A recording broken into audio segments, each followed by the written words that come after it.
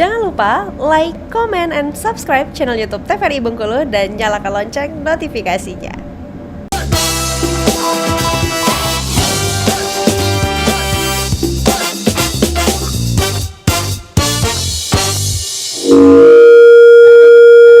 Bengkulu, dalam keadaan sehat dan juga tetap semangat menjalankan aktivitas seperti pada biasanya. Senang sekali pemirsa, saya Helda Amelia kembali menjumpai Anda dan akan menemani Anda dalam 1 jam ke depan di Dokter Kito bersama Kita Sehat.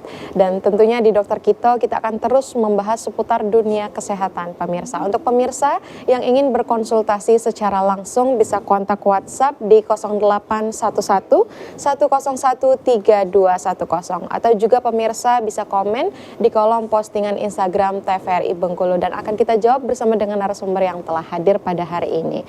Nah pemirsa, hari ini tema kita di Dokter Kito akan membahas terkait dengan penyakit demam berdarah, infeksi lain, apa bahayanya. Nah, dengan narasumber yang telah hadir, langsung saja kita sapa. Ada Dr. Eni Nugraheni, Magister Biomedik, Dekan Fakultas Kedokteran UNIF. Halo dokter. Halo Mbak, selamat pagi. Selamat pagi. Ini maunya dipanggil dokter atau ibu dekan? Dokter aja Mbak. Ibu dekannya di kampus aja. Oh iya, di kampus aja ya. Dokter Eni, bagaimana kabarnya? Alhamdulillah baik. Baik ya. Dokter Eni ini sebelum menjadi dekan sempat dinas di mana dokter? Sempat dinas di beberapa klinik sebelum menjadi dosen. Di beberapa puskesmas pada saat internship, kalau rumah sakit belum, kemudian jadi dosen dan memutuskan praktek mandiri di rumah. Praktek mandiri. Menjadi dosen sudah berapa lama dokter? Sudah 15 tahun kurang lebih. Cukup lama ya, alumninya sudah lumayan banyak. Salah satunya dokter Lisda nih alumni. Iya, betul sekali. Bertemu dengan ibu dosen? Iya, jadi ini kesempatan yang luar biasa. Kesempatan yang luar biasa. Mengundang Bu Dekan kita. Baik. Nah, pemirsa saya juga tidak lupa mengenalkan Dokter Lisda hari ini karena bersama dengan Dokter Lisda kita akan ngobrol-ngobrol bersama dengan Dokter Eni pada hari ini.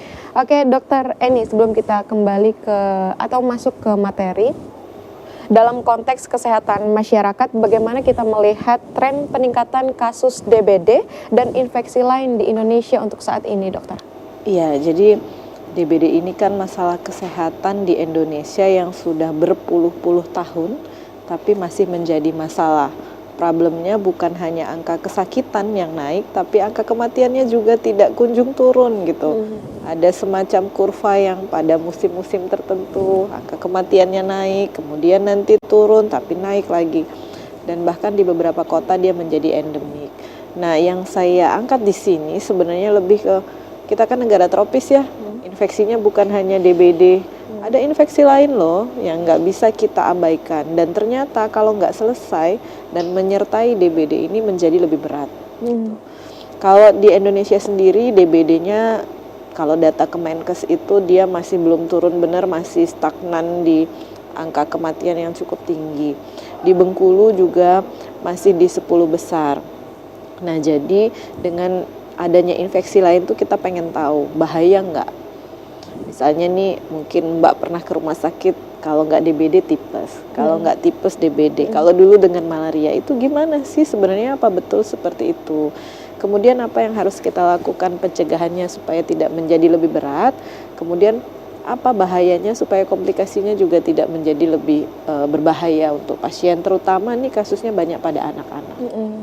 Jadi semakin menarik ya, akan menambah pengetahuan pemirsa di rumah juga dengan materi pada hari ini. Baik Dokter Eni, boleh langsung saja kita ke materi pada hari ini? Boleh, saya izin untuk menyampaikan sedikit ya Mbak. Pointernya. Oh iya, sorry, maaf. Ya.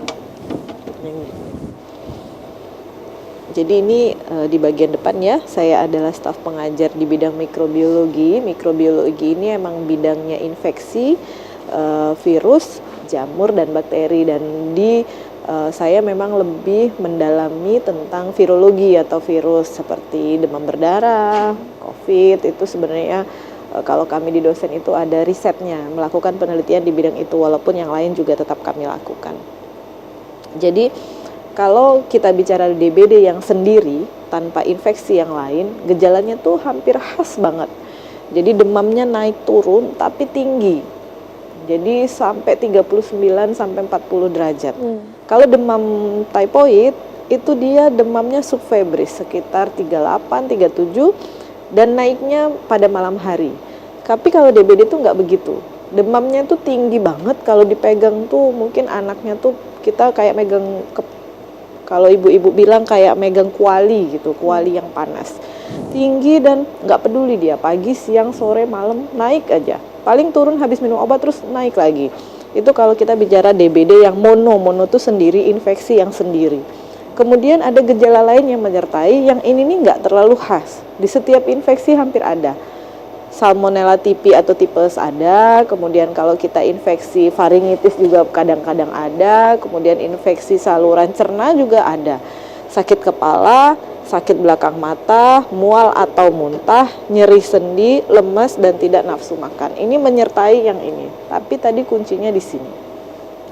Tapi ada beberapa infeksi yang khas, satu lagi itu sakit di belakang mata. Jadi kita tuh sakit kepala tapi kok beratnya di belakang mata. Itu juga arahnya lebih ke DBD. Nah, yang khas lagi atau yang khusus lagi untuk gejala DBD yang sendirian itu adanya gejala pendarahan. Gejala pendarahan di bawah kulit, kita muncul bintik merah pada kulit. Gejala pendarahan pada hidung, ada mimisan. Gejala pendarahan di dalam saluran cerna, bisa BAB-nya berwarna hitam. Bisa juga ada batuk darah atau hemoptisis. Jadi kalau DBD yang berat, itu ujungnya dia ada keluhan-keluhan pendarahan yang bisa 1, bisa 2, bisa bintik merah aja, bisa mimisan aja, atau bisa beberapa. Yang berbahaya kalau pendarahannya itu tidak terlihat dari permukaan mata telanjang. Jadi kayak pendarahan di dalam saluran cerna, usus kita tuh ternyata berdarah. Tapi kita biasa aja, nggak ada keluhan. Karena kan tidak tahu ya dokter ya? Iya, karena nggak terlihat dari luar. Bahkan beberapa bintik merah, ibu-ibu itu hanya melihat, sedikit aja. Padahal normalnya dalam satu regio kita menemukan plus minus 20 titik, itu harus segera dilakukan pemeriksaan lebih lanjut untuk mengecek trombosit. Nah, kalau kita sudah demam lebih dari 2 hari, kemudian ada gejala ini dan ada gejala pendarahan yang seperti disebutkan tadi, kita harus curiga ini adalah gejala DBD. Baru kemudian dilakukan pemeriksaan lanjutan untuk menegakkan diagnosisnya. Pasien DBD ada kriterianya kapan dia harus dirawat dan kapan dia hanya boleh diobservasi di rumah. Jadi kriterianya dari WHO. Kalau baru hari pertama kemudian trombositnya masih normal di bawah 200.000, maka itu bagian dari observasi di rumah. Dengan catatan ada pemeriksaan trombosit berkala 12 jam atau 24 jam. Tetapi kalau trombositnya sudah di bawah 200.000, itu sudah indikasi dirawat. Nah, kalau sudah dirawat maka akan dilakukan pemeriksaan tambahan yang dilakukan di rumah sakit sehingga pasien tidak jatuh dalam keadaan shock. Jadi DBD ini yang paling parah, pendarahan, tidak bisa mengejar, jadi pasiennya tuh kondisinya gawat, kita nyebutnya shock dengue syndrome. Itu sulit dikejar, sehingga itu yang menyebabkan kematian. Jadi kematian pada DBD itu bukan kayak virus menghancurkan organ, bukan. Tapi virus itu menyebabkan suatu sistem yang namanya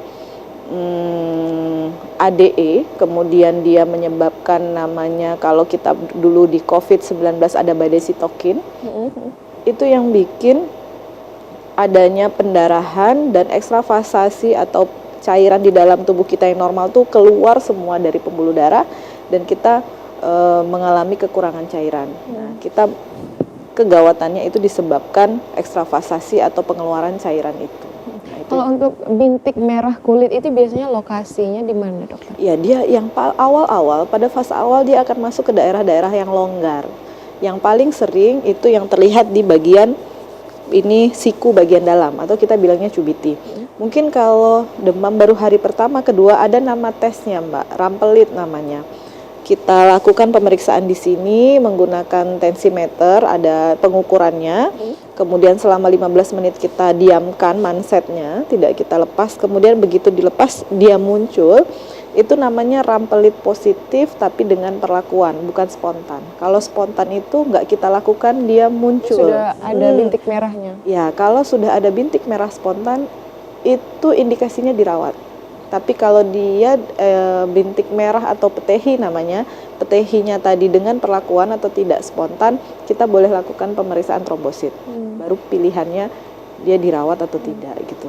Nah, sebenarnya DBD ini pengobatannya cairan. Jadi kalau asupannya bagus sebenarnya di rumah oke. Tapi kadang kalau di rumah kita sulit ngejar cairannya. Jadi kebanyakan terutama anak-anak itu indikasinya dirawat. Gitu.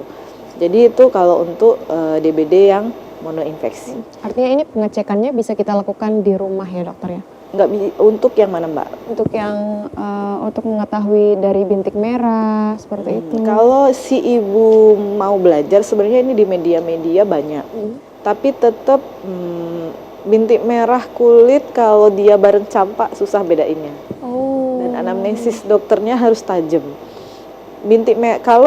Kalau dia ketemunya bintik merah, dia harus membandingkan dengan bintik merah yang disebabkan penyakit lain kan.